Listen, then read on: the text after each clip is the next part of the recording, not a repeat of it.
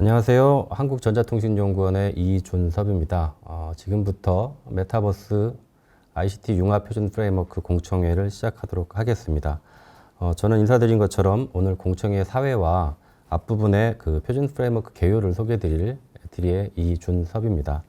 먼저 오늘 프로그램을 간략하게 소개드리도록 하겠습니다. 개회 이후에 표준 프레임워크 개요에 대해서 간략하게 제가 발표를 드리겠고요. 이어서 메타버스 콘텐츠 기술과 표준화 발전 동향이라는 주제로 동덕여대 남현우 교수님을 모시고 발표를 들을 예정입니다. 이어서 애트리 박정수 기술총괄님을 모셔서 올 한 해 동안 개발된 메타버스 분야의 ICT 융합 표준 프레임워크 개발 내용을 소개해드리도록 하겠습니다. 그러면 먼저 오늘 진행하게 되는 공청회의 메인 주제인 표준 프레임워크에 대해서 제가 간략하게 소개를 드리도록 하겠습니다.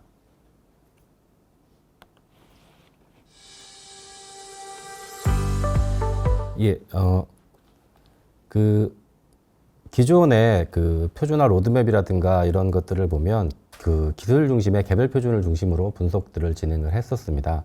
그래서 저희가 하고자 하는 ICT 융합 표준 프레임워크에서는 ICT 표준에 대한 시스템 표준 접근을 채택하고 있습니다. ISO나 IEC에는 명시적으로 시스템 커미티가 있거나 시스템 커미티 역할을 부여받은 TC 또는 SC가 있습니다. 시스템 커미티는 기존의 ISO와 IEC의 TC 또는 SC와 같이 특정 버티컬 도메인에 해당하는 표준을 개발하는 구조에서는 다루기 어려운 크로스 도메인, 즉 호리젠틀한 표준의 효율적인 개발을 위해 만들어진 구조입니다. 그래서 ICT 융합 표준 프레임워크에서는 이런 시스템 커미티와 같은 접근이 필요한 분야의 표준 개발 전략을 도출하기 위해 해마다 저희가 분야를 선정해서 개발하고 있습니다. ICT 융합 표준 프레임워크에서는 가까운 미래에 실현 가능한 서비스 유스케이스 도출 및 이에 대한 분석을 통해 해당 유스케이스 구현을 위해 필요한 표준들을 도출하고 이에 대한 분석을 진행하는 작업을 하고 있습니다. 그래서 이런 유스케이스 구현에 필요한 표준 중에 이미 있는 표준을 저희가 식별 표준이라고 하고요. 없거나 개정이 필요한 표준들을 저희가 잠재 표준이라고 하고 있습니다. 그래서 ICT 융합 표준 프레임워크의 가장 중요한 목적은 이런 식별 표준과 잠재 표준들을 도출해내고 그런 표준들에 대한 개발 우선순위 등을 정하는 것을 하고 있습니다. 다음으로 표준 프레임워크의 개발 절차에 대해서 간략하게 소개해드리도록 하겠습니다.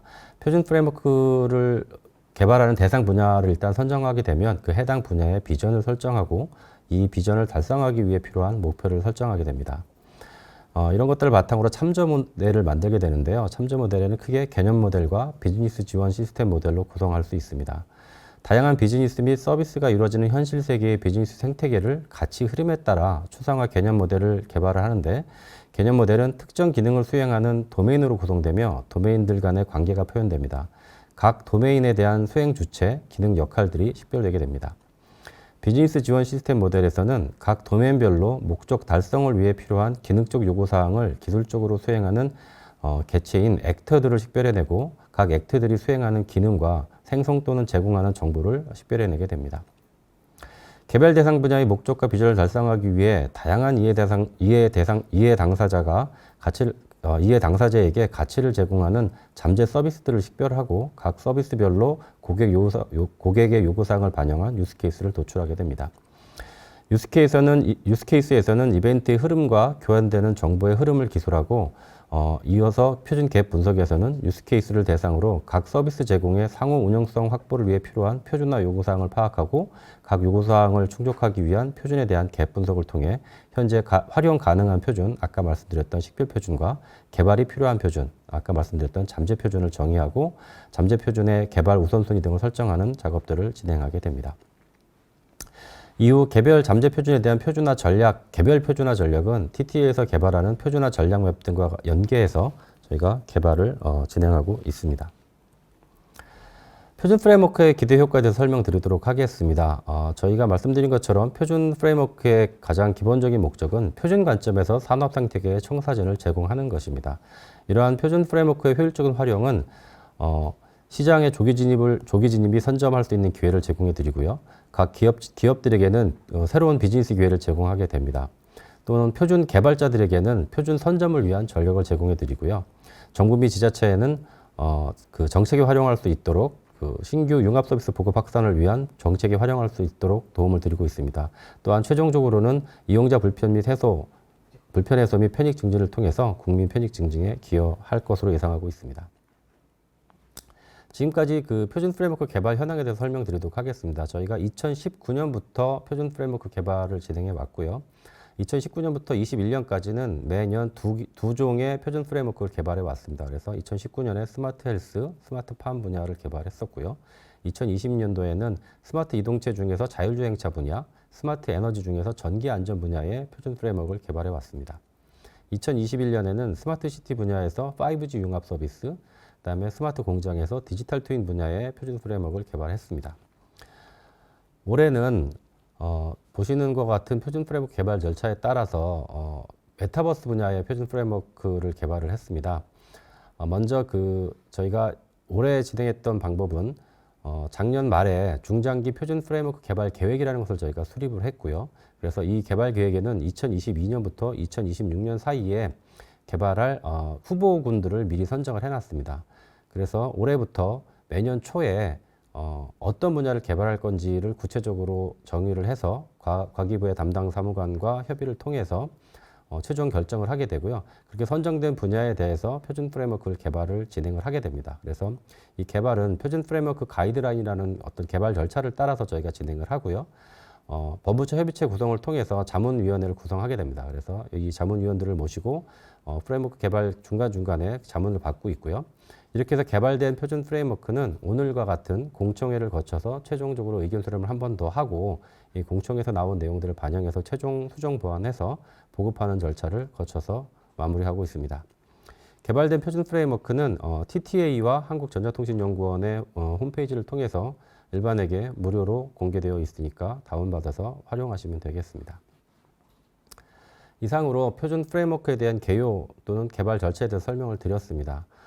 다음으로는 동덕여대 남현우 교수님을 모시고 메타버스 콘텐츠 기술과 표준화 발전 방향에 대해서 세미나를 이어가도록 하겠습니다.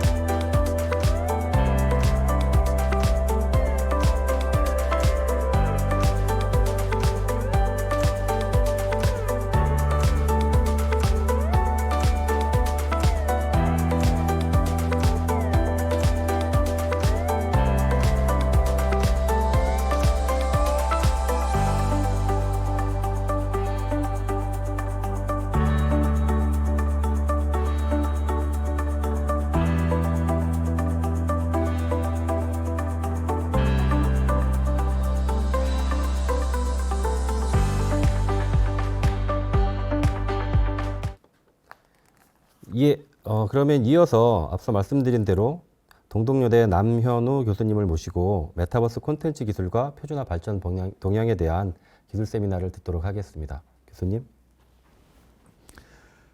네, 안녕하세요. 동덕여대 남현우입니다. 메타버스 콘텐츠 기술과 표준화 발전 동향이라는 주제로 오늘 발표를 진행하게 되었는데요. 메타버스 ICT 융합 서비스 표준 프레임워크를 이제 개발하신 에트리 직원분들에게 무궁한 감사를 드립니다. 네, 오늘 설명드릴 내용은 목차는 다음과 같습니다. 메타버스 등장과 재부상, 유형과 핵심 기술, 기술과 시장 동향, 관련 표준화 동향으로 발표를 진행을 하도록 하겠습니다. 우선 첫 번째는 기본적으로 이제 기술과 표준화 동향에 대해서 더 궁금하실 텐데요. 아무래도 이제 메타버스에 대한 등장에서부터 간단히 이제 짚어보고 이제 진행을 하는 것이 좋을 것 같아서 준비를 한 슬라이드가 되겠습니다. 자, 우리 구글 트렌드에서 많은 그 검색이 이루어지죠. 메타버스라고 하는 키워드로 구글에서 검색을 해보시면 글로벌적인 측면이나 이제 우리나라의 검색 추이를 살펴보시면 지금 이제 2021년 1월부터 현재까지의 어떤 검색 추이라고 보실 수가 있는데요. 우리나라는 꾸준히 이제 메타버스에 대한 관심도가 높은 것을 보실 수가 있습니다. 그리고 이제 글로벌 검색 추이를 살펴보시면 이렇게 로블록스가 상장했을 때 반짝. 그다음에 이제 페이스북이 이제 메타라는 이름으로 변경을 하면서 메타버스에 대한 어떤 그 기술력을 높이겠다라고 하면서 엄청난 이제 검색이 이루어진 것을 보실 수 있습니다. 그래서 우리나라에서도 마찬가지고 이제 외국에서도 이 메타버스에 대한 관심도가 높다라고 얘기를 드릴 수가 있겠습니다. 메타버스라고 하는 용어는 지금 오른쪽 그림에 있는 것처럼 닐 스티븐슨의 이제 소설 스노우 크래시라고 하는 곳에서 등장을 했었죠. 메타와 이제 유니버스라는 그 용어의 합성어가 이제 어원이 되겠고요. 내용을 보면은 이제 메타버스가 아바타와 이제 경제 활동이라고 하는 두 가지의 큰 이슈를 가지는 가상 공간으로 이제 개발된 플랫폼이라고 얘기를 할 수 있겠습니다. 네, 다양한 이제 정의들이 존재했었죠. 그래서 여러 기관에서 이제 이 메타버스에 대한 정의를 내렸었는데 지금 현재 이제 좀 정립된 메타버스의 정의라고 하면은 아바타를 통해 실제 현실과 같은 사회, 경제, 교육, 문화, 과학, 기술 활동을 할 수 있는 어떤 3차원 공간 플랫폼이라고 하는 우리 ICT 분야에서는 많이 참조하는 TTA 정보통신 용어 사전에 지금 수록된 정의입니다. 여기 보시면 닐 스티븐슨의 이제 소설에서 나왔던 것처럼 아바타라는 개념과 경제라는 개념이 같이 이제 존재하는 것을 보실 수가 있죠.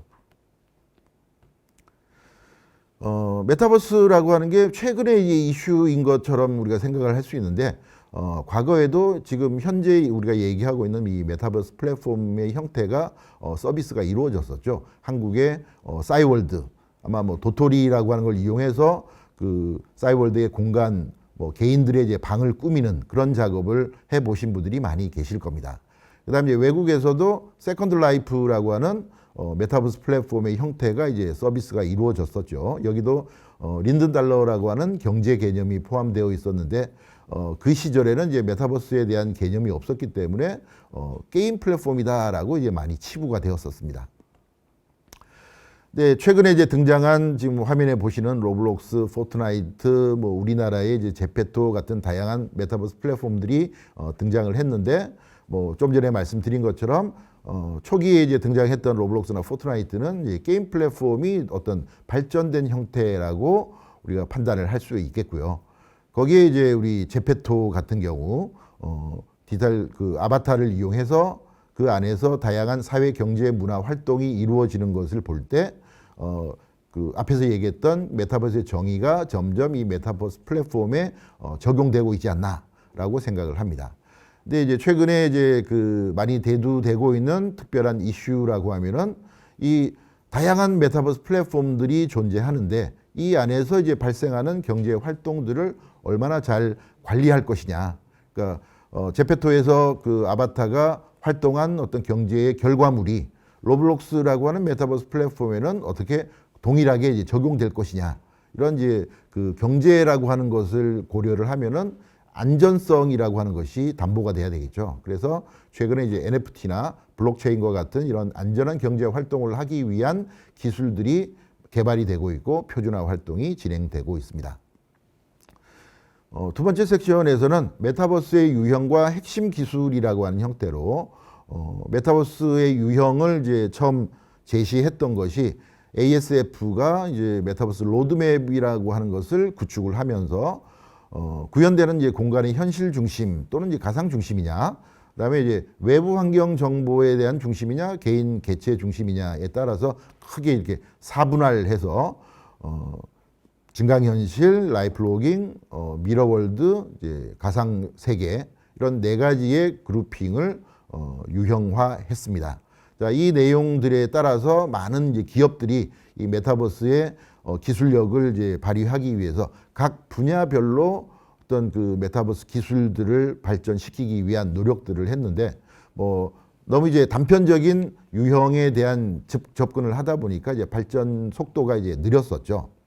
이것이 ASF의 그 로드맵에서 이제 제시가 된 것처럼 독립적인 유형이 점점 융복합될 것이다. 지금 우리의 세상은 이제 융복합의 시대라고 얘기를 할 수 있겠죠. 그래서 각 그 유형들이 독립적으로 발전하는 것이 아니라 서로 융합되는 형태로 발전을 해서 다양한 메타버스 플랫폼들이 발전을 하게 될 것이다라고 판단을 하고 있습니다. 그래서 지금 앞에 있던 그림을 조금 변형시켜서 지금 증강현실과 라이프로깅이 혼합된, 융합된, 그 다음에 이제 증강현실과 미러월드가 융합된 다양한 서비스들이 개발되고 그런 플랫폼들이 서비스가 이루어지고 있습니다. 뭐 거기에 대한 뭐 단편적인 이제 예를 이렇게 그림으로 준비를 해봤습니다. AR과 라이프로깅, 뭐 라이프로깅과 가상세계, AR과 미러월드, 가상세계와 미러월드의 이제 결합된 이런 다양한 형태의 서비스들이 뭐 지금 현재도 다양하게 우리 사용자들이 접근할 수 있는 그런 서비스라고 얘기를 할 수 있겠습니다. 뭐 이런 이제 유형의 변화가 점점 융복합의 형태로 발전을 하고 있다라고 볼 수 있겠고요. 이런 그 메타버스 플랫폼을 구축을 하기 위한 실질적인 메타버스 기술이라고 하는 것을 우리가 일반적으로 얘기를 하기는 어렵습니다. 이 메타버스를 발전시키기 위한 다양한 기술들이 존재하고 이런 기술들을 또 발전시키기 위한 다양한 그 생태계가 조성이 되고 있죠. 지금 이 그림은 이제 메타버스와 관련된 다양한 기술들을 우리가 그 트리의 형태로도 표현을 할 수 있지만 중요한 기술들을 이제 그림으로 모아서 메타버스라고 하는 것을 뭐 대변하는 그림으로 이제 준비를 해봤습니다.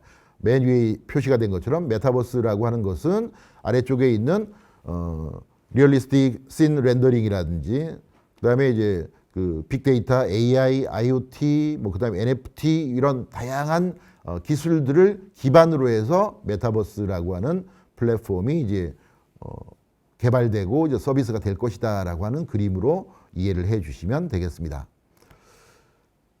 자, 이런 그 메타버스 관련 기술의 이제 가장 중요한 핵심 기술이라고 하면은 우리가 기존의 이제 가상현실, VR과 그다음에 증강현실, AR, 그다음에 최근에 이제 대두되고 있는 MR, 그것들이 이제 결합된 XR이라고 하는 기술이 메타버스의 가장 핵심적인 기술이라고 얘기를 할 수 있겠고요. 이런 이제 기술들이 메타버스 정의에 나왔던 것처럼 얼마나 그 사회, 문화, 경제 활동을 잘 할 수 있게 이 기술이 적용되느냐. 이게 이제 앞으로의 메타버스 서비스들의 이제 발전에 영향을 많이 미칠 것이다라고 생각을 할 수 있겠습니다. 그래서 뭐 다양한 그 관련 기술들이 있는데요.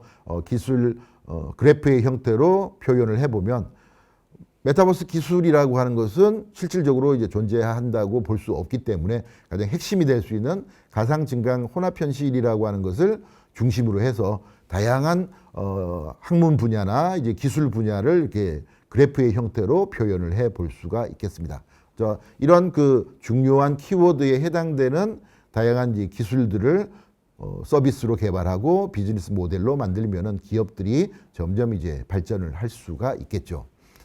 이 메타버스 핵심 기술이라고 하는 XR 기술이 이제 어떤 산업 분야에 적용이 되느냐 하는 것을 뭐 단편적으로 그림으로 표현한 겁니다. 실질적으로 최근에 이 XR이라고 하는 것이 적용되지 않는 산업이 어떤 것이 있을까라고 궁금증을 가질 수 있을 정도로 다양한 분야에서 XR 기술들이 적용되어지고 있습니다. 뭐 그림에 있는 몇 가지만 이제 그림으로 나타냈는데 이것들을 이제 활용 분야에 대해서 간단히 이제 그림으로 정리를 해 본 슬라이드를 보여드리겠습니다. 우선 이제 코로나 상황 때문에 비대면 업무 교육 활용 분야에서 많은 메타버스의 활용이 이루어졌다라고 할 수 있겠죠. 뭐 위에 있는 뭐 게더타운이나 호핀, 페이스북, 뭐 마이크로소프트, 뭐 우리나라에서 제페토라든지 이런 다양한 플랫폼들이 개발이 되어서 업무 교육 활용 분야에 사용이 되어지고 있고요. 뭐 특히 여기는 뭐 표시가 안 됐지만 일부 대학 같은 경우에는 신입생 환영회라든지 뭐 졸업식 이런 것들도 이제 메타버스 공간 속에서 이루어질 정도로 활용도가 높아지고 있습니다. 그다음에 그 트래비스 스캇의 공연으로 이제 많이 이제 익숙하게 됐던 공연, 홍보, 활용 분야, 우리나라의 뭐 BTS라든지 에스파라든지 블랙핑크 많은 이제 그 작품들을 이제 홍보할 때 이런 많은 메타버스를 이제 활용을 했고요. 뭐 구찌 같은 아주 대형 그 쇼핑몰 같은 경우에도 메타버스에 이제 상점을 구축을 해서 서비스를 하고 있습니다. 그다음에 이제 문화 그 예술 분야도 최근에 이제 메타버스 활용도가 이제 높아지고 있죠. 그다음에 실질적인 이제 메타버스의 기술 그 XR 기술이 많이 활용되고 있는 산업 분야 같은 경우는 뭐 플랜트나 제조, 발전, 의료 뭐 앞에서 얘기했던 여러 분야와 마찬가지로 다양한 산업 분야에서 메타버스가 활용이 높아지고 있죠. 이런 이제 메타버스에 대한 뭐 메타버스 기술이라고 했는데 기술보다는 이제 앞에서 얘기했던 여러 가지 기술들이 다양한 메타버스 생태계를 구축을 하고 있죠.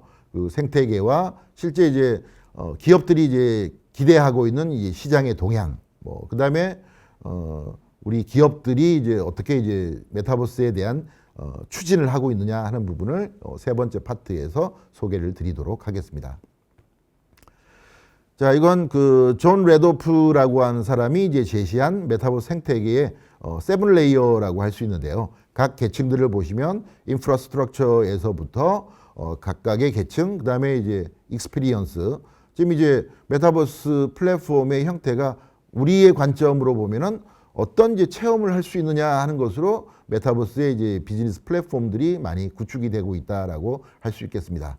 그럼 이 계층별로 어떤 기업들이 메타버스 생태계를 이제 구축을 하기 위해서 노력하고 있는지 글로벌 메타버스 마켓 맵을 한번 보여드리도록 하겠습니다.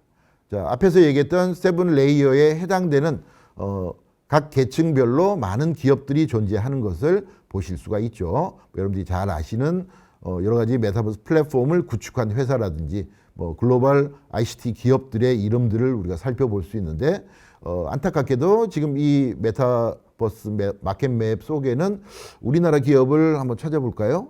네, 찾기가 어려우시죠. 그래서 제가 이렇게 표시를 했습니다. 지금 아래쪽에 인프라스트럭처 부분에서 이제 삼성, 뭐 그다음에 이제 체험하는 부분에 이제 넥슨 같은 뭐 우리나라의 이제 굵직한 이런 회사를 살펴볼 수 있는데 이 마켓 맵 속에 우리나라의 많은 기업들이 이제 포진했으면 하는 것이 제 바람이고 이 오늘 행사를 준비한 이 그 융합 서비스 프레임워크를 만드신 분들이 이제 바라는 이제 이상적인 미래라고 얘기를 할 수 있겠죠. 메타버스 기업들과 이제 시장의 기대감을 간단히 한번 정리를 해보자면은 뭐 다양한 기업들이 조금 전에 그 마켓 맵에 표시 안 된 다양한 기업들이 우리가 이제 메타버스를 사업화하겠다라고 하는 노력들을 기울이고 있습니다. 그럼 그 메타버스 기업들이 준비해야 될 여러 가지들이 있겠죠. 우선 이제 메타버스 플랫폼들이 뭐 기본적인 이제 정의에서 나왔던 것처럼 아바타라고 하는 걸 기반으로 해서 경제 활동이 이루어져야 되니까 그 경제 활동이라고 하면은 이제 사용자들이 소비를 해야 되는 공간이라고 할 수 있습니다. 소비를 수행하는 과정에서 내 소비되는 어떤 정보들이 잘 보완될 수 있어야 되겠고, 그 다음에 이제 열심히 이 공간 속에 몰입을 하기 위해서는 사용자들에게 어떤 보상책이 이제 준비가 돼야 되겠죠. 그래서 경제적인 보상을 통해서 이용자들을 이제 확보하고, 그 다음에 이제 그 참여하는 기업들이 점점 늘어나는 어떤 선순환적인 생태계가 조성될 필요가 있겠습니다. 그 다음에 이제 이런 기업들은 지금 현재 많은 이제 마켓 맵에 있던 기업들이 서비스와 플랫폼들을 구축을 하고 있으니까 그런 것들을 잘 참조하셔서 제공하려고 하는 서비스 플랫폼들의 어떤 목적이나 종류를 잘 그 선별해서 접근을 해야 되겠죠. 그래서 중요한 이제 비즈니스 모델을 잘 구축해서 사용자들이 친숙하게 몰입할 수 있는 그런 환경을 구축하는 것이 좋겠습니다. 앞에서 우리가 그 구글 트렌드에서 살펴봤던 것처럼 많은 사용자나 많은 기업들이 관심 있게 이 구글 트렌드에서 검색을 하고 있습니다. 그만큼 앞으로 이제 미래의 그 메타버스 시장이 커질 것이다라고 예상을 하고 있다는 거죠. 물론 이제 일부 연구자들 같은 경우에는 거품이다. 왜냐하면 이제 이 메타버스의 핵심 기술이라고 했던 AR, VR, XR, MR과 같은 가상현 공간들을 이제 이용하는 이런 그 기술들을 보면은 다양한 이제 디바이스들이 필요하죠. 디바이스들이 아직 완벽한 어떤 개발 그 결과를 이제 제시를 하고 있지 않기 때문에 인프라스트럭처라고 하는 계층에서 보셨던 것처럼 이런 디바이스들이 기반돼서 데이터와 콘텐츠들이 잘 융합된 그런 플랫폼들이 제시돼야 되기 때문에 아직까지 접근을 쉽게 이제 할 수 없는 그런 환경이라고 볼 수 있습니다. 그러니까 아직 미진한 그런 부분들을 우리 그 콘텐츠 기업이나 하드웨어를 개발하는 기업들이 잘 선택해서 접근을 하게 되면은 선점할 수 있는 기회가 있지 않을까 이렇게 판단을 하고 있습니다. 그래서 좀 빨리빨리 넘어가겠는데요. 이 부분은 뭐 메타버스 핵심 기술의 그 여러 가지들이 있었지만 그 중에서도 실제 이제 우리 눈에 보여지는 기술 분야죠. VR, 뭐 그다음에 AR, 뭐 햅틱과 같은 이런 기술 분야에 메타버스 시장에 진출하려고 하는 기업들의 정보를 간단하게 한번 정리를 해봤는데요. 빨갛게 표시된 이런 기업들이 VR 분야 같은 경우는 뭐 게임 엔터테인먼트, 공공산업 교육 훈련 분야, 라이브 커뮤니케이션 분야에서 메타버스 그 비즈니스 플랫폼을 구축을 하기 위해서 시장에 진출을 하고 있거나 또는 이제 준비를 하고 있습니다. 그다음에 AR 분야 같은 경우는 정부의 뭐 지원들을 많이 이제 수행을 하고 있고요. 뭐 국내 대표 기업으로 뭐 레티날 같은 이런 그 기업들이 AR 글래스를 만들기 위한 뭐 AR 글래스와 또 AR 글래스의 부품들이죠. 그런 부품들을 만들기 위한 노력들을 기울이고 있고 컨텐츠나 서비스를 개발하기 위한 다양한 기업들이 뭐 대표적으로 이제 맥스트나 버넥트 같은 경우는 작년에 이 메타버스 플랫폼과 관련돼서 상장도 한 그런 회사라고 얘기를 할 수 있겠죠.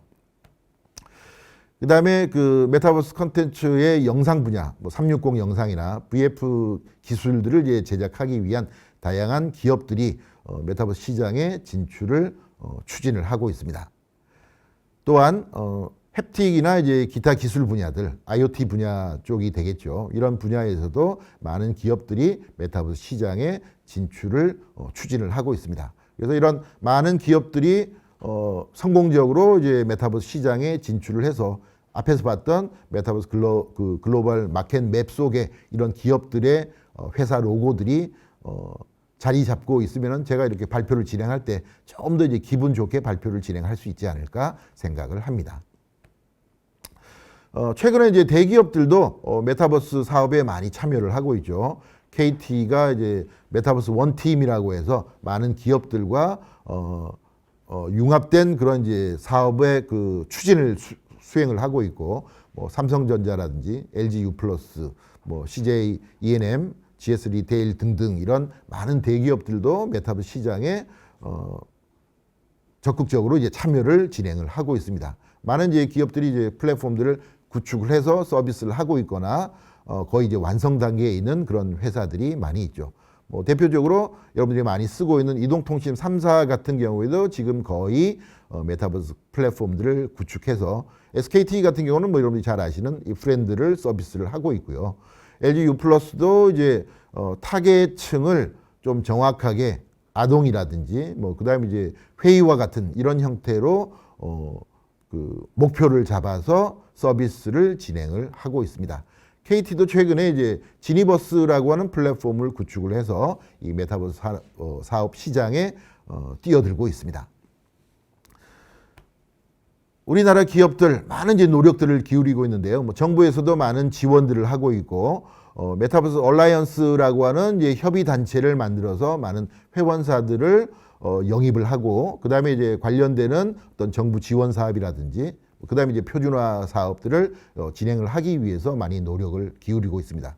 11월 28일 현재 보면은 이 회원사가 참여 기업이 대기업, 중소기업 다 합쳐서 801개 정도의 회사가 있고요. 정부의 이제 유관기관 참여 협단체도 110개가 될 정도로 많은 기업과 이제 협단체가 메타버스의 어떤 그 공동 노력을 추진을 하기 위해서 이 얼라이언스에 이제 참여를 하고 있습니다. 오늘 이제 진행하고 있는 이 융합 표준 프레임워크와 관련해서 이제 메타버스 표준화 동향에 대해서 잠깐 얘기를 드리자면은 기술이 정확하게 메타버스 기술이라고 하는 게 이제 디파인이 되어 있지 않기 때문에 실질적으로 이제 메타버스 표준화라고 하는 것이 언제부터 시작됐냐 하는 것들을 얘기하기는 조금 이제 버거운 상태라고 얘기를 할 수 있습니다. 그래서 앞에서 얘기했던 구글 트렌드의 뭐 로블록스 상장이라든지 페이스북이 메타를 변경을 했던 메타로 이제 회사 이름을 변경했던 그런 사례들을 중심으로 해서 앞으로 이제 메타버스 시장이 커질 것이다. 그래서 메타버스 기술에 대한 표준화가 이제 중요하겠다라고 생각이 되어서 뭐 정부도 그렇고 이제 많은 이제 표준화 활동을 하고 있는 기업이나 전문가들이 이 표준화에 대한 중요성, 필요성을 이제 느끼고 이제 표준화에 점점 뛰어들고 있죠. 그래서 뭐 제가 뭐 참여를 했던 작년 같은 경우에 TTA에서 ICT 표준화 관점에서의 어떤 이 메타버스 이슈 보고서라고 하는 것을 제작을 한 적이 있습니다. 그래서 메타버스 핵심 기술들과 관련되는 어떤 산업 분야의 동향이라든지 그다음에 이제 메타버스 이 표준화가 필요한 여러 가지 기술들이 어떤 것들이 있는지 하는 것들을 한번 재정립해보는 그런 이제 문서를 만든 적이 있는데 앞으로 이제 그 ICT 표준화 전략이 어떤 형태로 이제 발전돼야 될 건지 이런 것들을 이제 같이 고민했던 그런 이제 기회라고 얘기를 할 수 있겠고요. 뭐 이 기회를 바탕으로 해서 메타버스 표준화라고 하는 것들이 어떤 방향으로 추진돼야 될 것이냐.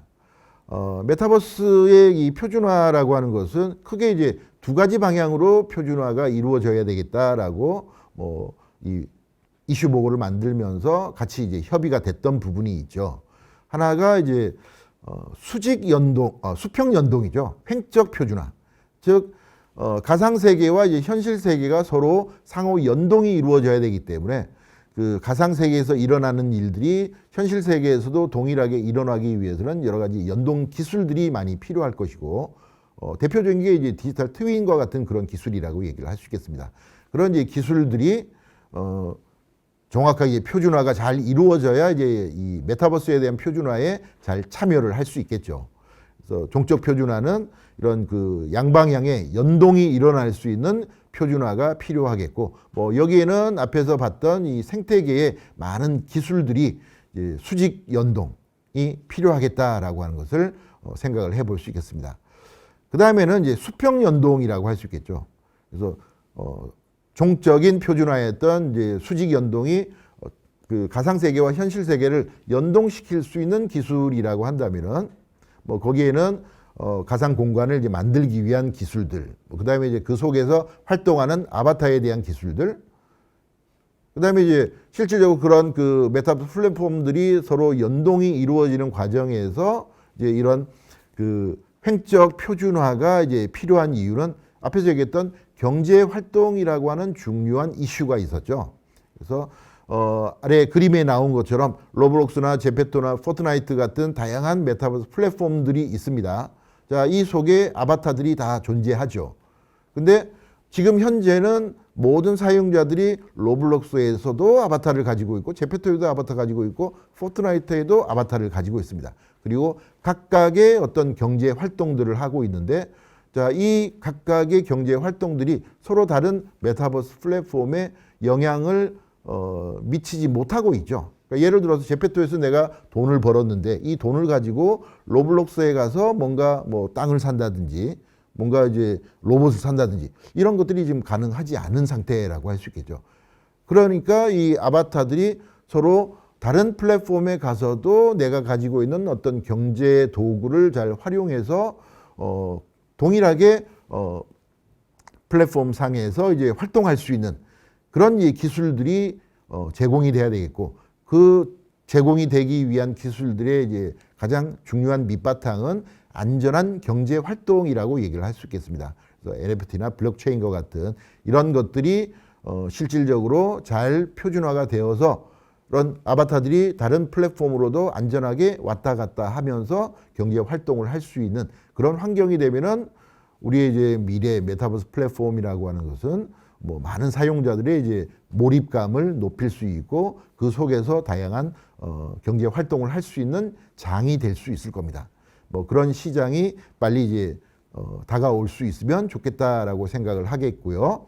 뭐 그런 측면에서 지금 이 애트리에서 준비하시고 있는 메타버스 ICT 융합 표준 프레임워크이라고 하는 것이 다양한 이제 기술들에 대한 어떤 표준을 어떻게 추진할 것이냐라기보다는 메타버스 필요한 이런 단위 기술 서비스가 아니고 이 기술이나 서비스들이 융합된 산업 생태계를 잘 발전시키기 위해서 지금 현재 개발된 여러 가지 그 표준들이나 미래 개발된 표준들을 우리가 분석을 해가지고 이런 이제 융합 표준 프레임워크를 잘 구축을 하게 되면은 미래 산업의 어떤 생태계 구조를 우리가 예측을 할 수 있겠고 이 예측된 프레임워크를 잘 제시를 했을 때 이걸 참조하는 많은 기업들이 시장에서 잘 자리를 선점하거나 이제 선도할 수 있는 그런 환경이 될 수 있을 것이다라고 하는 청사진을 제시하고 있는 것이 이 프레임워크가 아닐까라고 생각을 합니다.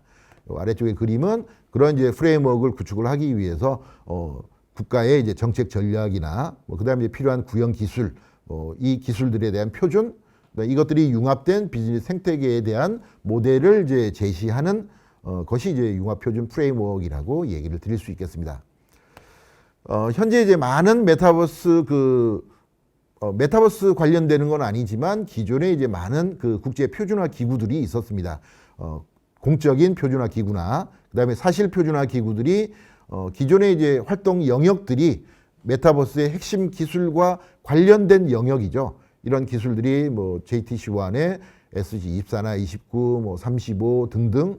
그다음에 이제 IEEE 2888, 3079, 그다음에 이제 대표적인 크로노스 그룹, W3C, 웹3D 이런 다양한 이제 기구들이 전문 분야의 이제 표준화를 추진을 하고 있는데 그것들이 기본적으로 이제 메타버스 표준화의 핵심적인 표준화 동향이라고 얘기를 드릴 수 있겠고요. 이 표의 내용을 다 일일이 소개드리기는 시간적으로 좀 부족하니까 표를 한번 살펴보시면 되겠습니다. 근데 이제 최근에 핫 이슈라고 하면은 사실 표준화 기구인 크로노스 그룹이 이제 많은 회원사들을 영입을 해서 공동 운영 사무국을 이제 운영을 하면서 메타버스 스탠다드 포럼이라고 하는 것을 이제 신설을 했습니다. 그래서 처음에는 이런 이제 같이 하겠다라고 하는 어떤 의지만 표명을 하는 게 아니냐라고 생각을 했는데 점점 아래쪽과 같은 다양한 표준화 주제들을 제시를 하고 이런 그 주제에 따르는 메타버스 관련되는 국제 표준화 작업을 추진하겠다라고 하는 의지를 표명을 하고 있습니다. 그래서 현재 1,700개 이상의 이제 회원사들이 지금 이 포럼에 이제 회원사로 이제 가입을 했고요. 우리나라에서도 기관 회원사나 이제 중소기업들이 많이 참여를 하고 있습니다. 그래서 이제 우리나라에서도 메타버스 스탠다드 포럼이 이제 등장을 하니까 중요도가 높겠다라고 해서 ICT 전략 맵 같은 경우에서도 TTA에서 제작하고 있는 ICT 전략 맵 같은 경우에도 메타버스 기존의 이제 디지털 콘텐츠 분야를 이제 메타버스 콘텐츠 분야라고 해서 중점 표준화 항목들을 도출하는 작업을 추진을 했었고요. 그다음에 TTA의 다양한 표준화 그룹들이 있는데요. 디지털 콘텐츠 프로젝트 그룹이 이제 제가 의장으로 있습니다만 최근에 이제 메타버스 콘텐츠 프로젝트 그룹이란 이름으로 바꾸면서 실질적인 메타버스 관련되는 핵심 기술들의 표준화 활동에 이제 적극적으로 이제 대응하자라고 하는 활동을 가속화하고 있고요. 그다음에 이제 TTA에서 지원하는 많은 이제 포럼들이 있습니다. 이 포럼들 중에서도 콘텐츠와 관련되는 포럼들을 이제 중심으로 해서 메타버스 표준 포럼 공동 교류회라는 걸 설립을 해서 다양한 분야의 이제 표준 개발하는 과정에서 어떤 융합된 표준들이 이제 필요하지 않겠냐라고 하는 것을 교류하면서 이제 같이 표준화 활동을 협력하자라고 하는 어떤 이제 모임을 이제 설립을 해서 지금 현재 두 번째 세미나까지 같이 진행한 상황입니다. 마지막으로 말씀드리자면은 지금 보신 그림을 보시면은 백투 더 퓨처라는 영화와 멀티버스라고 하는 영화가 있었죠. 이 두 개의 영화를 보시면은 많이 보셨던 분들도 있고 아직 안 보신 분들이 계실 텐데 이 영화를 한번 살펴보시면은 메타버스의 그 앞에서 얘기했던 횡적인 표준화와 밀접한 관계를 가지고 있지 않나 이렇게 생각이 됩니다. 그래서 과거와 미래를 왔다 갔다 하는 주인공이 그다음에 이제 멀티버스에 다양한 멀티버스가 있는데 그 속에 이제 들어갔던 그 주인공이 느끼는 어떤 그 과정이라고 얘기를 할 수 있겠죠. 그 안에 각각의 아바타들이 존재하고 각각의 본인들이 존재하는데 거기에 들어가서 잘못 영향을 미치면 역사를 이제 변형시키는 그다음에 이제 그 멀티버스 속의 다른 아바타와 이제 경쟁하거나 어떤 그 죽이거나 이런 일들이 발생하는 그러니까 횡적인 표준화가 정확하게 이루어질 수 없는 문제점을 이 영화에서 우리가 발견할 수 있지 않나라고 생각을 합니다. 그래서 영화를 안 보신 분들은 보시면서 지금 제가 설명드렸던 횡적인 표준화라고 하는 관점을 한번 도입해서 영화를 보시면 이해도가 좀 높지 않을까 생각이 됩니다. 자, 이렇게 이제 제가 준비한 슬라이드를 좀 급하게 이제 설명을 드렸습니다. 혹시 내용 중에 궁금한 점이 있다면은 화면에 보이시는 메일 주소로 이제 질문을 하시거나 그다음에 실시간 채팅창에 남겨놓으시면은 적절한 이제 해답을 전달 드리도록 하겠습니다. 네, 발표를 들어주셔서 감사합니다.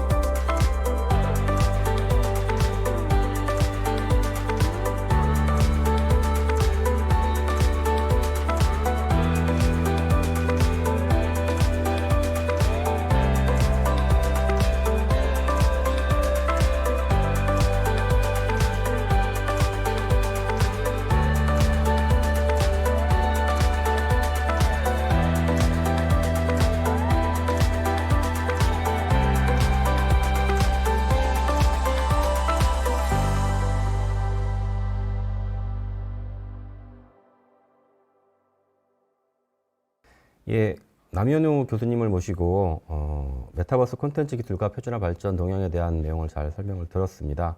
교수님께서도 중간에 그 메타버스 표준화와 관련해서 수직연동, 수평연동 분야의 표준화가 중요하다는 말씀을 주셨고요. 지금부터 소개해드릴 저희 메타버스 분야의 ICT 융합 표준 프레임워크도 수직연동과 수평연동 분야의 새로운 서비스 시나리오를 발굴하는 작업들을 진행을 했었습니다. 그래서 잠시 후에 박정수 기술총괄님을 모시고 표준 프레임워크에 대한 설명을 듣도록 하겠고요. 앞서 공지를 좀 드렸어야 되는데 지금 그 팬데믹 상황으로 저희가 온라인으로 공청회를 진행하다 보니까 그 실시간 질의응답이 좀 원활하지 않습니다. 그래서 이미 공지 드린 그 공청회 안내 메일에 보시면 구글 폼에 대한 링크가 있을 겁니다. 그 링크를 타고 들어오셔서 질문을 남겨주시면 저희가 발표 이후에 추려서 답변을 드릴 수 있는 건 드리도록 하겠고요. 아닌 것들은 추후에 공청회가 끝난 이후에 답변을 드릴 수 있도록 하겠습니다. 질문이나 의견 제시는 공청회가 진행되는 오늘만 받는 것이 아니라 12월 14일까지 저희가 받을 계획입니다. 그래서 그때까지 질문이나 제안이나 주시면 답변 드릴 수 있는 질문들은 답변을 모아서 드리겠고요.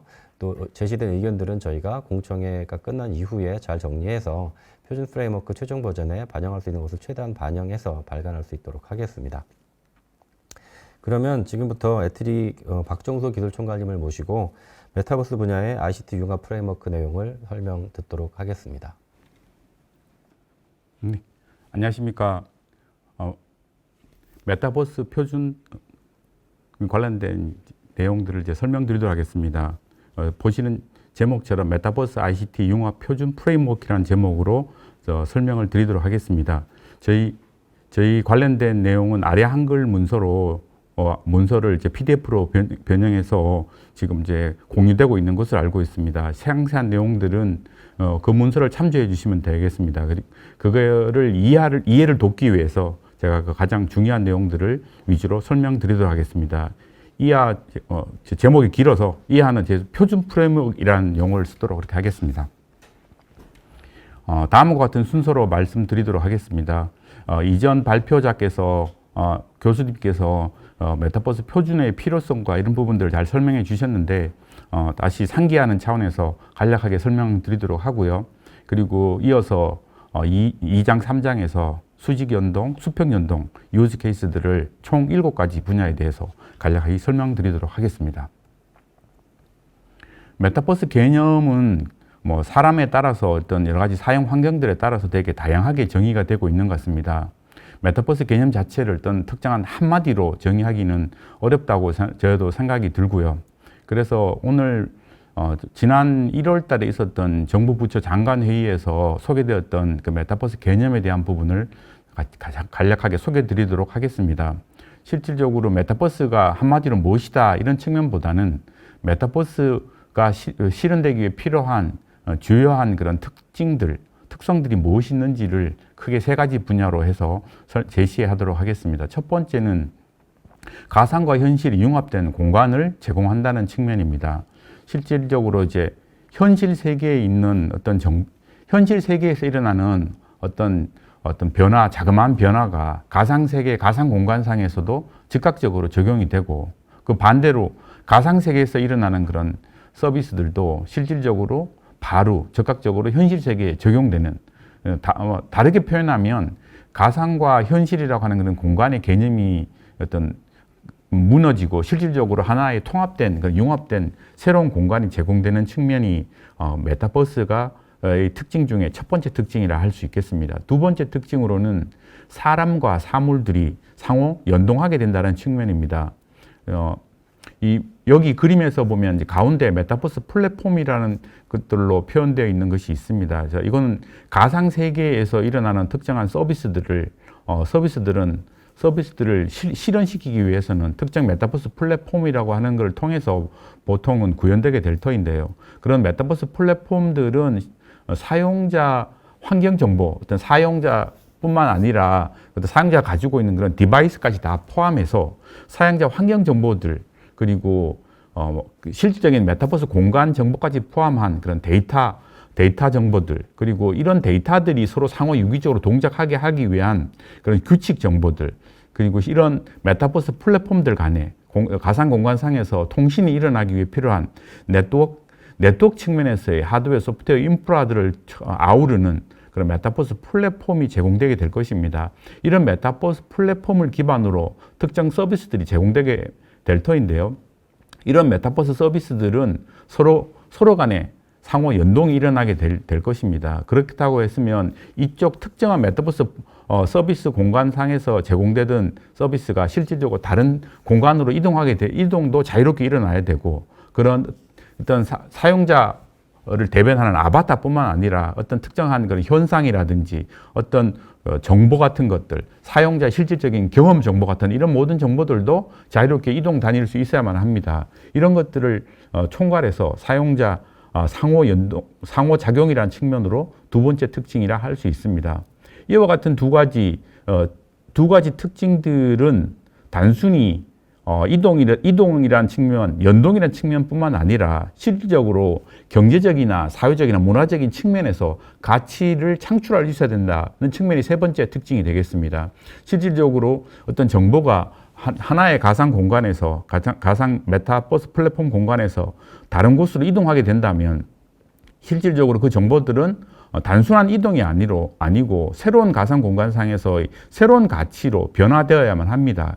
그런 환경들을 실시간으로 반영할 수 있는 정보까지 다 포함해서 가치가 일반적으로 우리가 보통 알고 있는 그런 그 화폐의 환율 정보 같은 그런 것들을 뭐 간단한 예로 들 수 있겠는데요. 그런 것들처럼 실질적인 가치 정보가 서로 연동된다는 측면은 가치가 그의 환경에 맞게 자연스럽게 변화되어야만 한다는 것입니다. 이렇게 다시 한마디로 표현하면 어떤 메타버스 공간 내의 수평적인 연동을 위해서, 그리고 실질 세계와 가상 세계 간의 수직적인 연동을 위해서, 그리고 이런 연동들은 단순한 연동이 아니라 특정한 가치 창출을 하는, 단순한 소비가 아닌 생산적인 측면까지 포함하는 그런 가치 창출이 있는 이 전체를 아우르는 것을 메타버스의 개념이라 할 수 있겠습니다.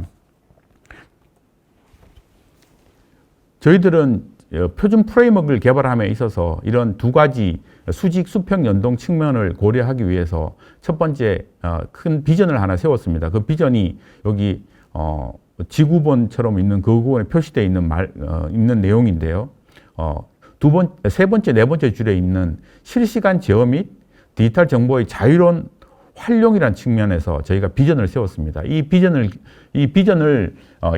이루기 위해서 첫 번째로는 실세계와 연동 및 제어 서비스, 이 부분이 저희가 아까 수직 연동이라고 하는 측면이 되겠고요. 오른쪽 편에 있는 가상 세계 간의 연동, 수평적인 연동이 되겠습니다. 그래서 두 가지 목표를 실현하기 위해서 다양한 요구사항들이 필요하게 될 것입니다. 그 중에서 핵심적인 요구사항들을 저희가 도출을 하였고요. 그 핵심적인 요구사항들을 기반으로 해서 저희가 총 7가지의 유즈 케이스를 다음번에 설명드릴 내용들로 저희가 뽑았습니다. 실질적으로 첫 번째 요구사항을 보시면 실시간 메타버스 공간 생성 기술, 실세계의 환경을 그대로 메타버스 공간상에 그대로 투영하는 그런 기술들이라 할 수 있고요. 그런 단순하게 투영으로 끝나는 것이 아니고 실세계와 가상세계 간의 실시간으로 연동을 통해서 동기화시키는 기술이 두 번째로 필요하게 될 것입니다. 이런 기본 수평적인 연동 측면이 되겠고요. 수직적인 연동 측면이 되겠고요.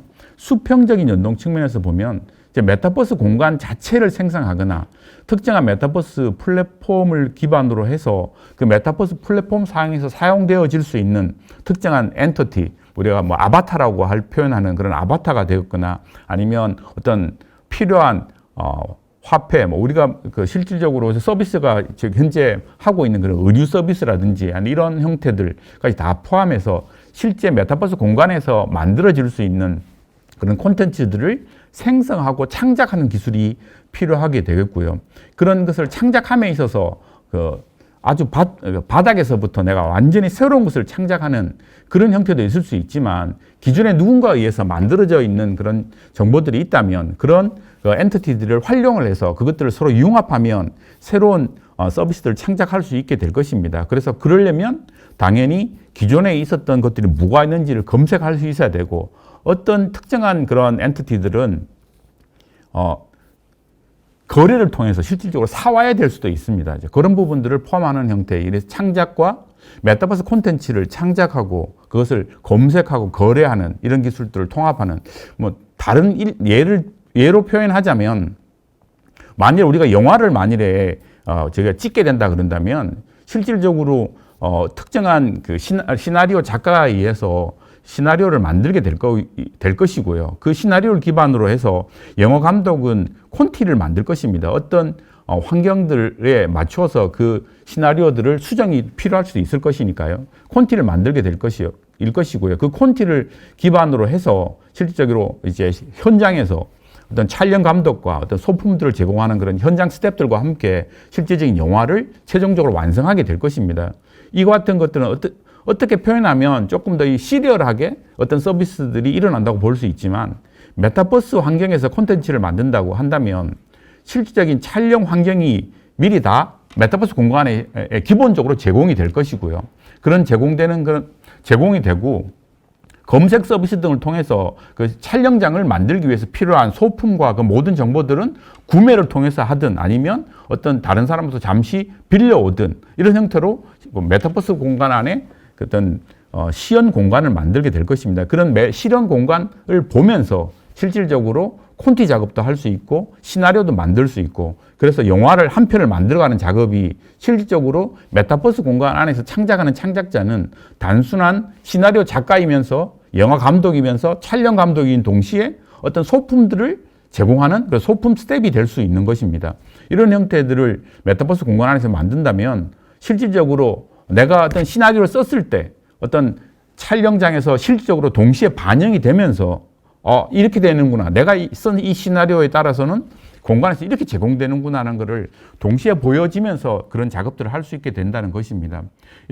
이런 다양한 요구사항들을 만족하기 위해서 저희가 7개의 시나리오를 제시하고 있고요. 조금 더 다시 설명드리겠습니다.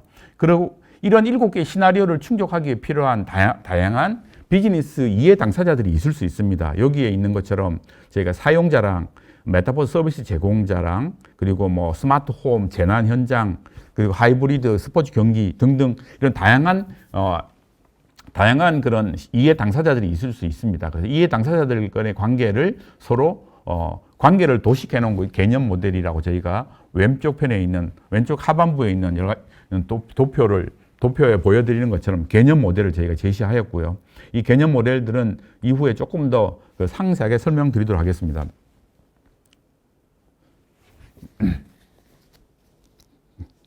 네.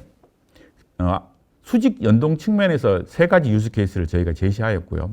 수평 연동 측면에서는 4가지 유스 케이스를 이렇게 제시하였습니다.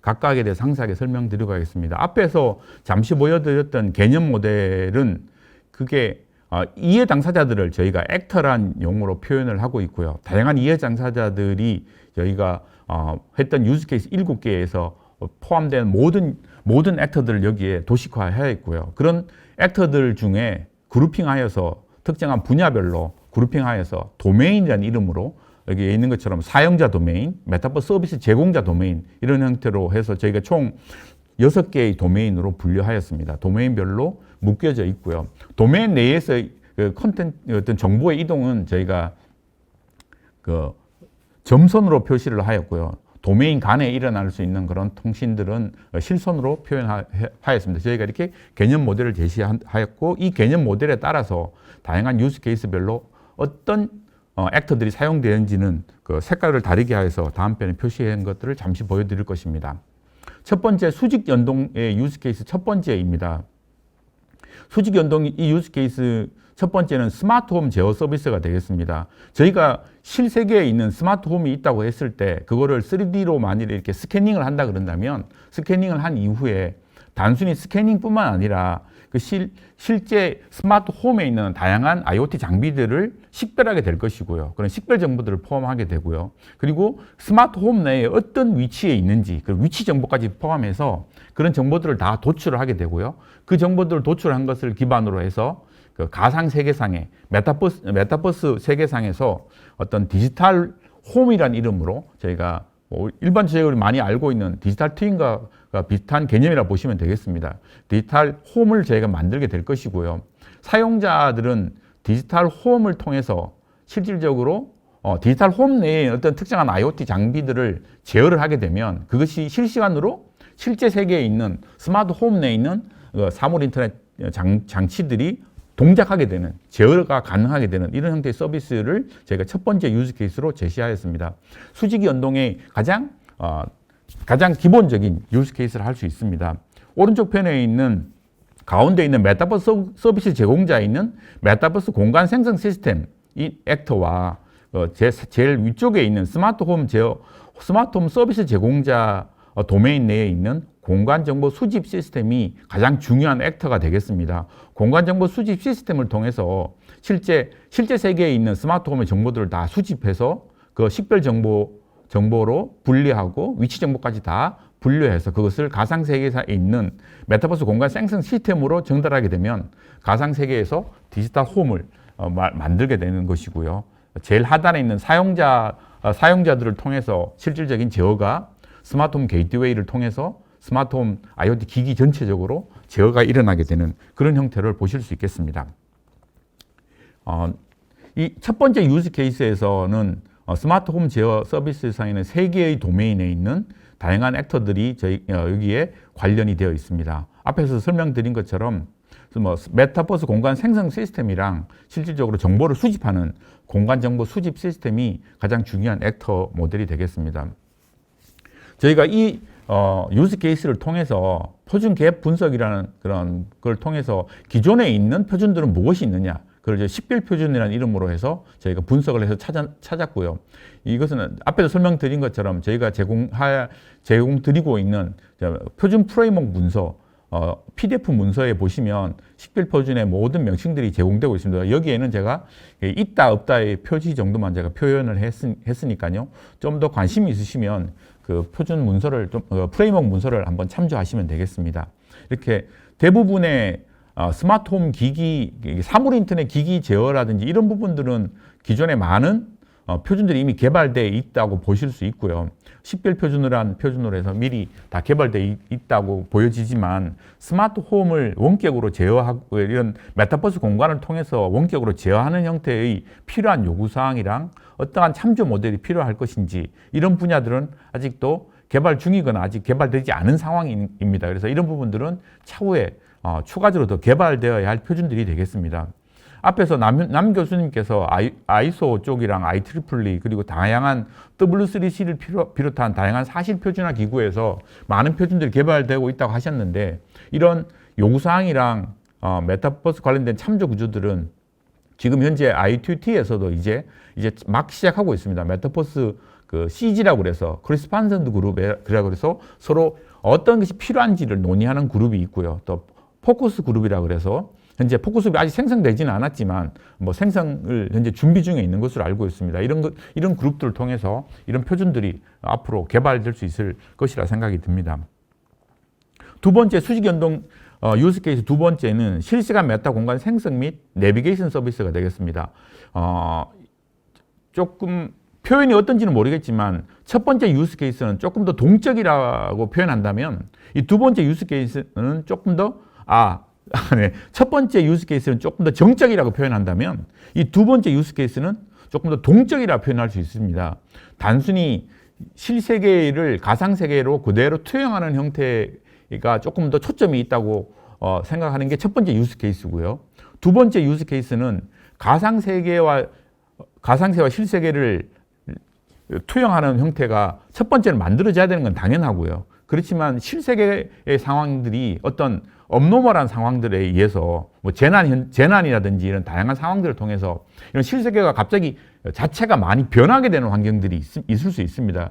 그런 환경들을 실시간으로 가상세계에 투영을 해야 되기 때문에 실시간으로 변화되는 정보들을 메타 공간상에 투영하는 것이 더 중요한 것이 두 번째 유스 케이스여야 되겠고요.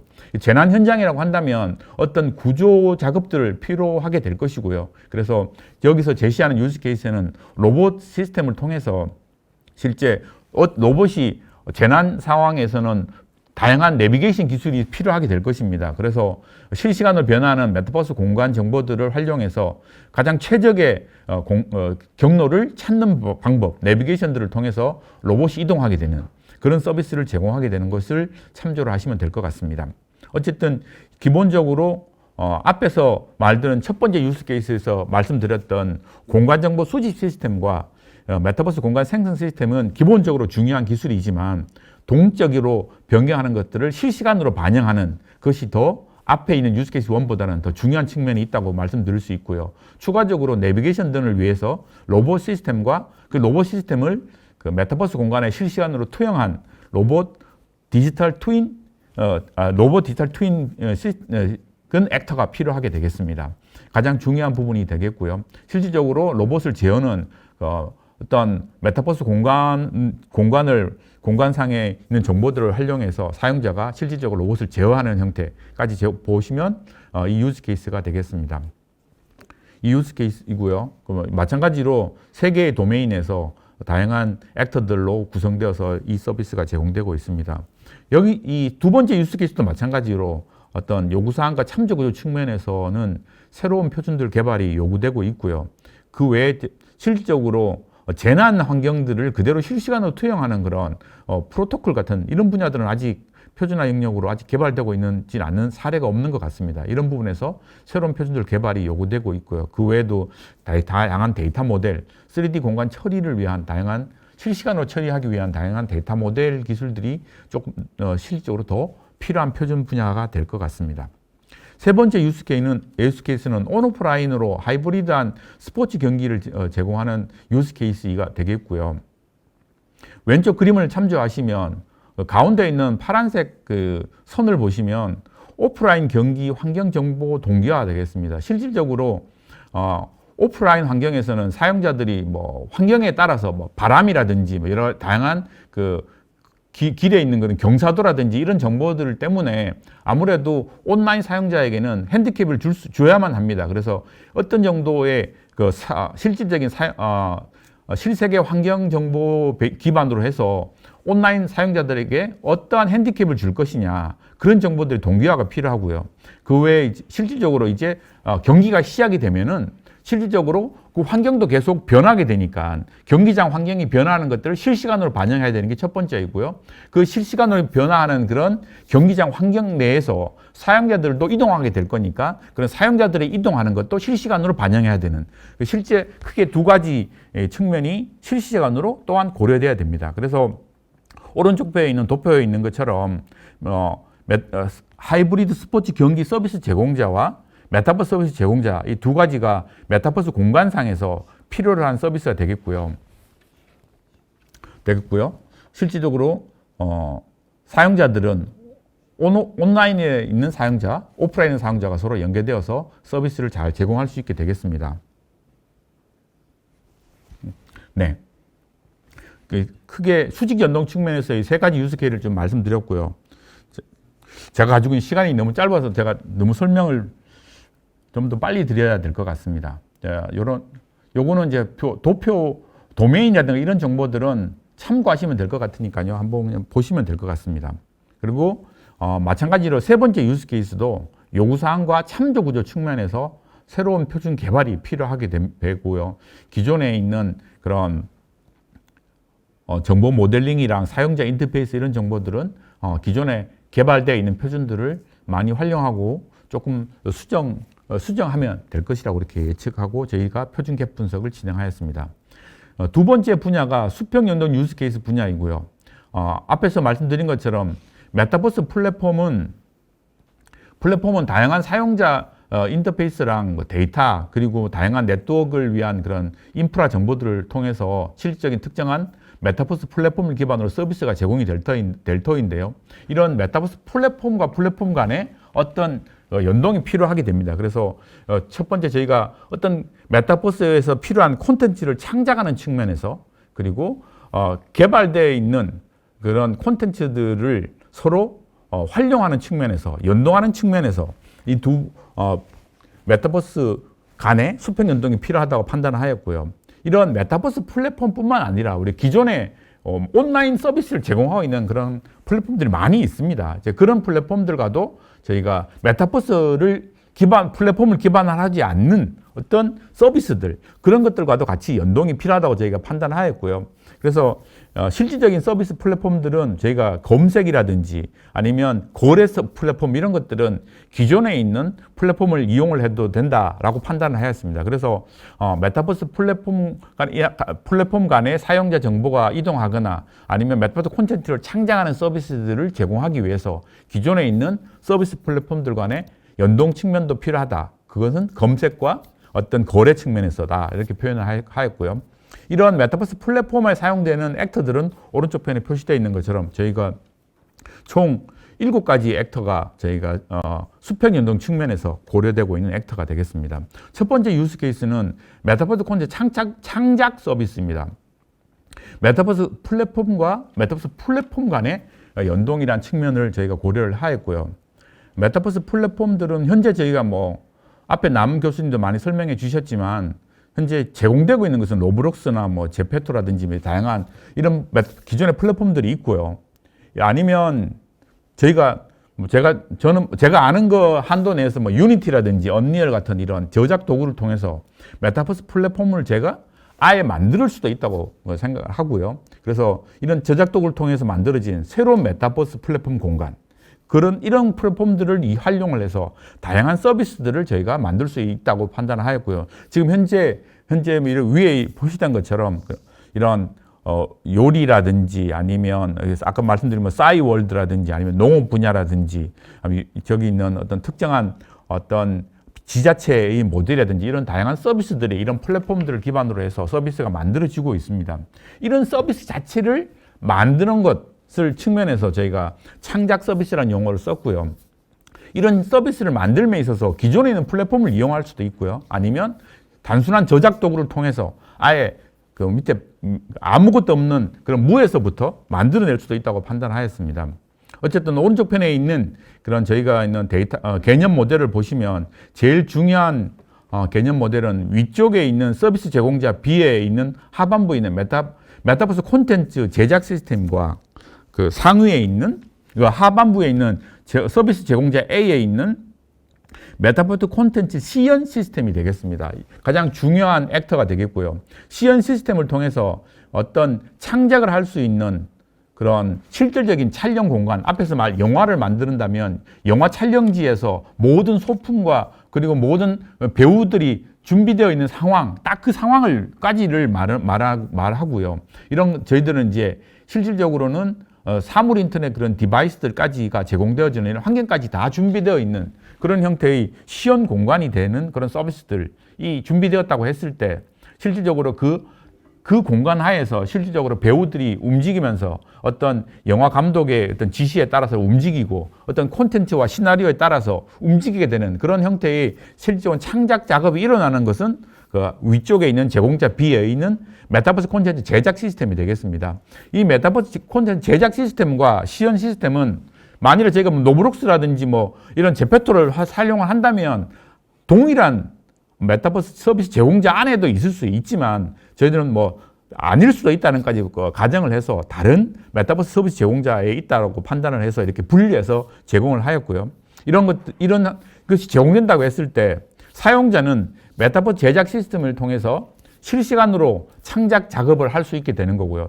다양한 사용자가 동시에 이 창작 제작 시스템에 연결을 해서 제공하게 되면 어떤 메타버스 공간에 있는 영화는 동시에 이쪽 씬 A도 만들고 씬 B도 만들고 씬 C도 옆에서 각각 다 만들어서 동시에 영화를 만들면 있어서 동시 작업이 일어날 수 있게끔 하는 그런 형태의 서비스를 제공하는 공간이라고 보시면 되겠습니다. 이를 통해서 메타버스 콘텐츠를 만들 수 있고요. 이것은 메타버스 콘텐츠라고 플랫폼이라고 하는 큰 덩치도 만들 수 있고 특정한 메타버스 플랫폼 공간에 제공되어지는 아바타와 같은 그런 어떤 엔티티도 만들 수 있는 것까지 다 포함하는 형태의 서비스가 되겠습니다.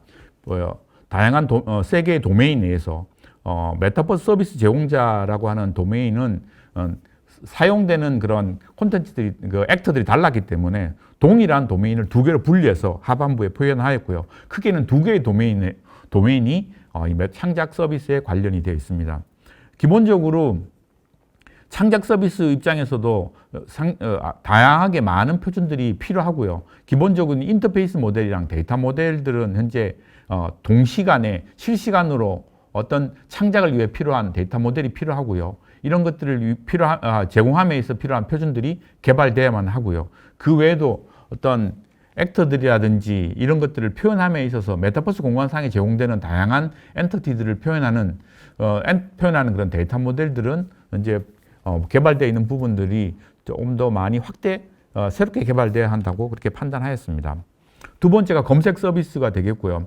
앞에서 말씀드린 창작을 통해서 만들어진 그런 콘텐츠들은 콘텐츠 등록 시스템이라고 하는 메타버스 서비스 제공자 B에 의해서의 가운데에 있는 콘텐츠 등록 시스템을 통해서 실질적으로 그 중간에 있는 콘텐츠 검색 서비스 제공자에 있는 콘텐츠 검색 시스템에 어떤 정보들이 다 등록되게 될 거고요. 이런 등록되어 있는 그런 메타버스 콘텐츠들은 어떤 메타데이터라는 형태로 어떤 다양한 메타버스 플랫폼들에게 제공이 될 겁니다. 그런 제공이 되었다고 했을 때 사용자들은 내가 특정한 메타버스 서비스 제공자를 통해서 어떤 콘텐츠가 있는지 없는지 유무를 얻게 될 터인데요. 실질적으로 메타버스 서비스 제공자들은 자기가 가지고 있으면 바로 그 정보들이 어디에 있는지 또는 내가 그걸 가지고 있다는 정보들을 바로 사용자에게 알려줄 수 있고요. 아니면 본인이 검색 시스템에 연결을 해서 이런 정보들이 있는지를 검색을 하거나 검색을 통해서 정보를 얻어와서 다시 알려줄 수도 있는 그런 형태가 되겠습니다.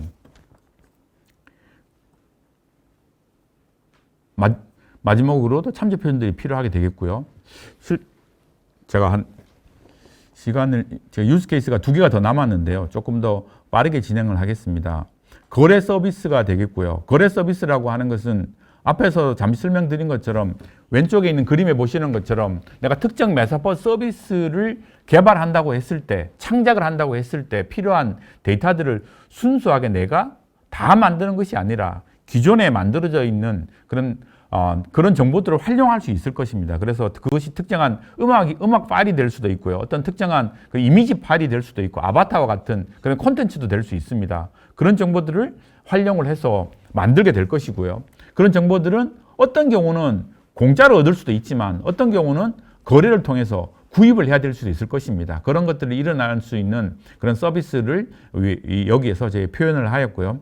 이 서비스는 메타버스 플랫폼을 기반으로 한 메타버스 서비스 제공자 A와 메타버스를 기반으로 하지 않은 콘텐츠 거래 서비스 제공자를 통해서 간의 연동을 통해서 이 정보들을 얻어오게 되는 것이 되고요. 이런 정보들은 실질적으로 이런 도메인 내에 있는 액터들 간에 그 정보들이 이동해 다닐 수도 있고요.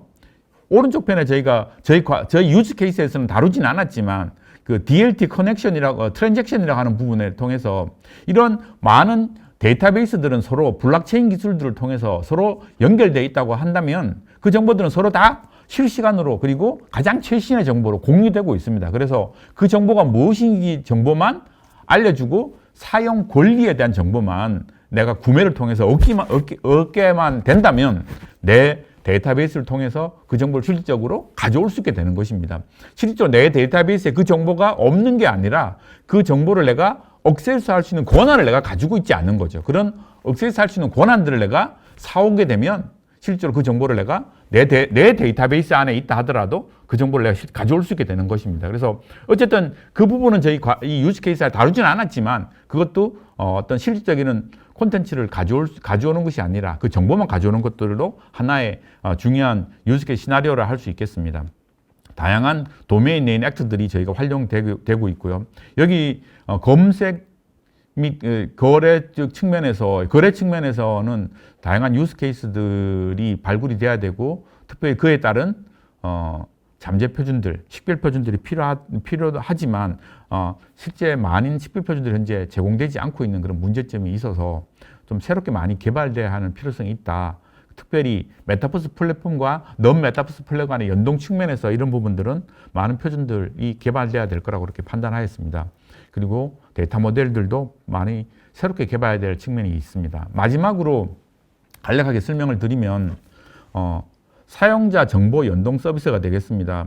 앞에 있는 영화 닥터 스트레인저라는 영화를 앞에 남 교수님께서 잠시 설명을 해주셨는데요.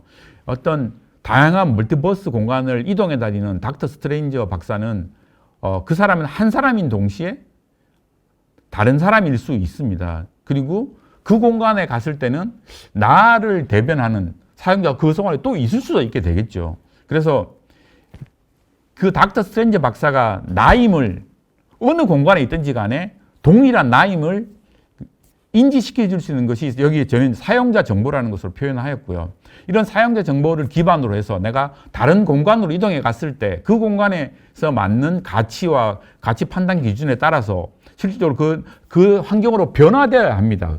실질적으로 닥터 스트레인지 박사는 실제로 뭐 크게 변화되지는 않았지만 실질적으로 거기 가서 새로운 가치 기준으로에 따라서 변화되어야 하기 때문에 그런 정보들도 실시간으로 사용자 정보를 기반으로 변화되어 줄 수밖에 없습니다. 그런 것들을 제공하려고 한다면 단순히 플랫폼과 플랫폼 두 개 간에 서로 연동한다면 그 두 개가 서로 정보를 교환하면 되지만 다양한 플랫폼들이 있고요. 앞으로 새롭게 개발될 다양한 멀티버스 플랫폼들이 있다면 그 모든 것을 관통하는 표준이 있어야만 이 정보들이 자유롭게 이동해 다니고 그 정보들이 서로 동일한 가치를 가질 수 있게끔 가치 전환이 일어날 수 있게끔 해줄 수 있다는 것이 되겠습니다. 이 두 가지 측면에서 표준 개발이 필요하다는 것이고요.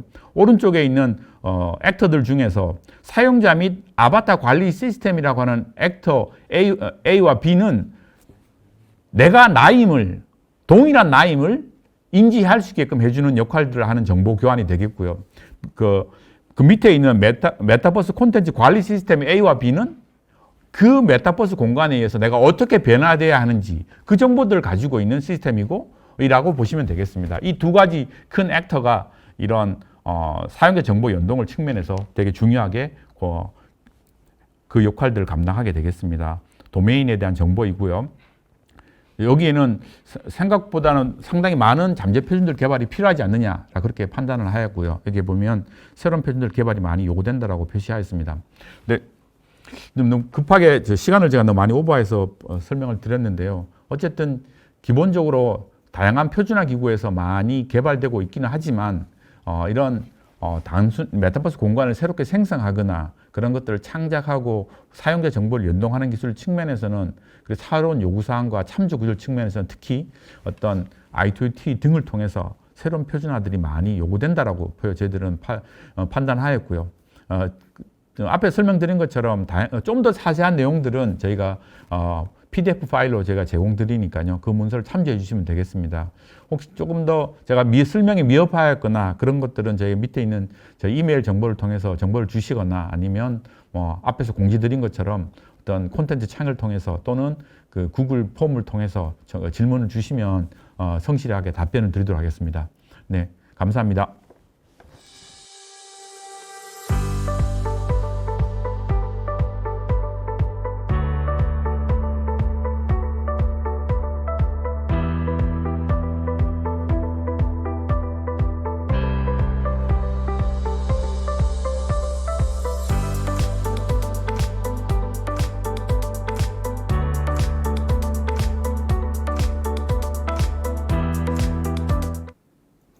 예, 한 30-40분에 걸쳐서 메타버스 분야의 그 ICT 융합 표준 프레임워크를 소개해 주신 박종수 기술총괄님께 일단 감사를 드립니다. 예, 저희가 2019년부터 표준 프레임워크를 개발하고 해마다 공청회를 해오고 있는데요. 2019년을 제외한 나머지 3개년은 이렇게 온라인으로 저희가 공청회를 개최를 했습니다. 온라인으로 공청회를 개최하다 보니 아무래도 질의응답이라든가 그런 것들이 좀 어려운 점들이 있는데요. 박종석 총괄께서도 말씀을 주셨지만 저희 이번 공청회 홈페이지 또는 공지드렸던 그 공지 안내에 있는 링크를 통해서 질의응답을 주시면 저희가 12월 14일까지 질의응답을 받을 거고요. 다 정리해서 답변 드릴 수 있는 것은 드리고 그다음에 그 표준 프레임워크에 반영이 필요한 것들은 최대한 반영을 해서 최종 버전을 발간하도록 하겠습니다. 지금 저희 홈페이지를 통해서 질문이 2개가 올라왔습니다. 첫 번째는 발표되는 자료를 받아볼 수 있을까요? 라고 질문을 주셨는데요.